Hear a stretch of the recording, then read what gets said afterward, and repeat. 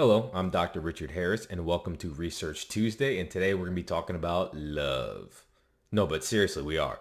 So, this is a really cool study, and I think it's really interesting because it dives into some of the physiology behind a common symptom and effect that we see. So, let's dive on in. The study is actually pretty technical, so I'm not going to dive into the details, but I'm going to tell you what they found. So, we know that stress links to GI symptoms, stomach symptoms. When people get stressed, they often feel bloated, they often feel abdominal pain, and they often have to run to the bathroom and have diarrhea.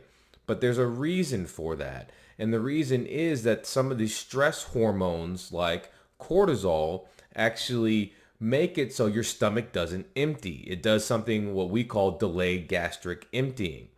But it also decreases gastric or stomach motility, meaning it stops the stomach from emptying at the end, and it also keeps the stomach from contracting. And this is why people get bloating and abdominal pain with stress. On the other end, it actually tells the colon to evacuate the bowels. Sounds pretty cool, right? No, of course not. It's telling the colon to move everything out. And so that's why you get diarrhea with stress. You feel like you have to run to the bathroom. So you put these things together, it stops the stomach from contracting, it tells the stomach not to empty, and then it tells the colon to empty.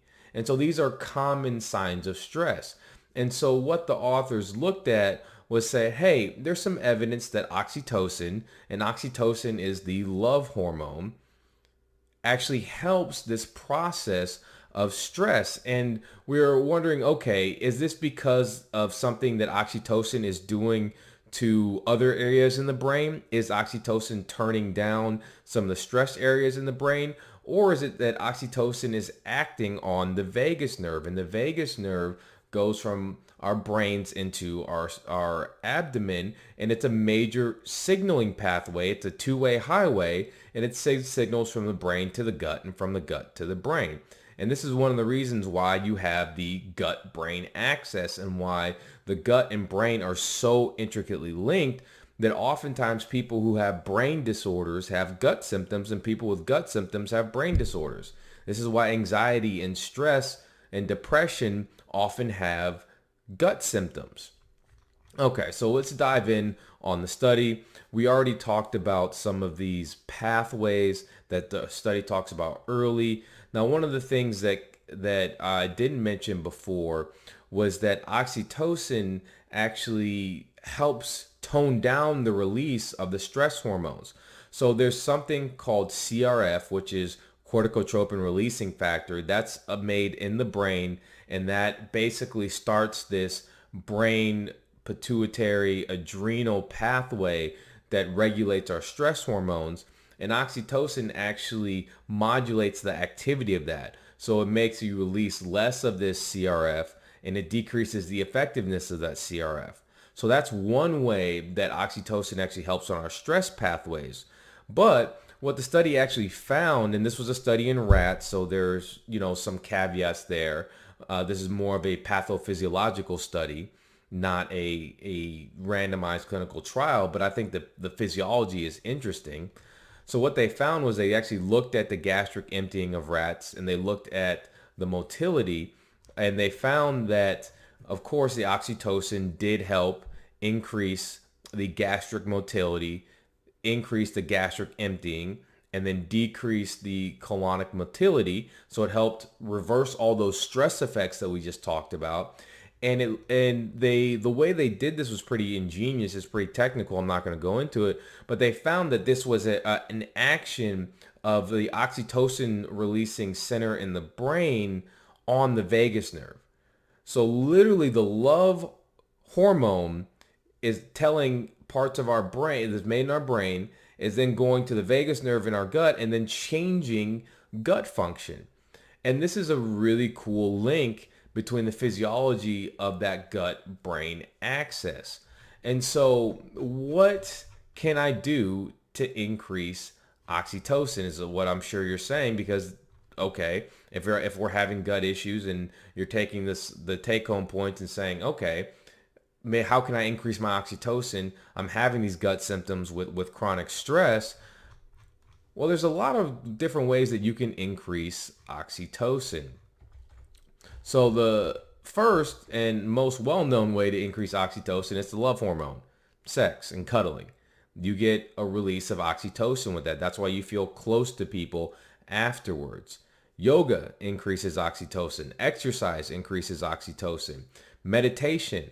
This is why meditation is such a profound technique for stress and why everyone should meditate. And anyone who has GI symptoms should do breath work and meditation. Shout out to my boy Trevor. He does great work with his clients on breath work and meditation and stress, especially as it relates to gut symptoms.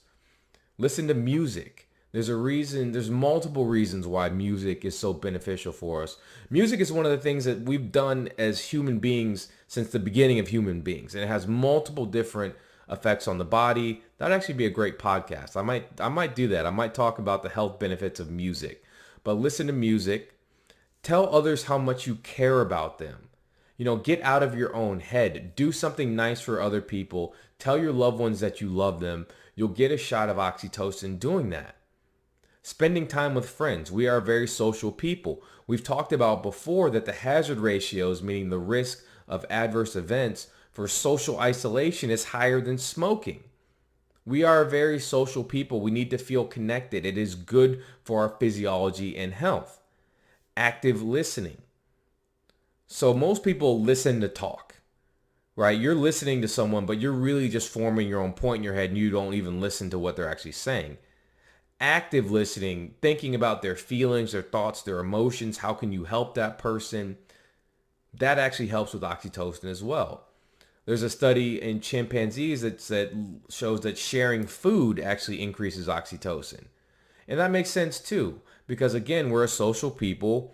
One of the earliest things that we did was gather for meals and then gather for song and dance. If you actually get a massage or you give a massage, that increases oxytocin. One of the things I talked about in my stress podcast, one of my stress podcasts, was we talked about self-massage. That can actually help with stress. And the reason for that is that helps release oxytocin. So you can get a massage. We talk about do something nice for other people. It's better to give than receive for numerous reasons. Multiple studies show that makes us happier giving to someone than receiving a gift. And then we talked about this in our Man's Best Friend podcast, all the health benefits that having a dog has. Pet your dog. The data shows that you get a hit of oxytocin when you pet your dog, and so does your dog. And so both are happier. So I thought this was a really cool physiology type study that showed why stress amelioration, stress mitigation techniques are so effective for helping out with chronic gut symptoms. And so one of the things that I talk about with my clients first and foremost, when they have gut symptoms, I immediately go to stress, immediately. Because you cannot, and I cannot emphasize this enough, you cannot fix your gut if you don't fix your stress. It is impossible. You can do everything under the sun to get your gut in order. If you are not taking care of your stress, your gut will be wrecked. There is a physiological mechanism behind that. It's not just all in your head.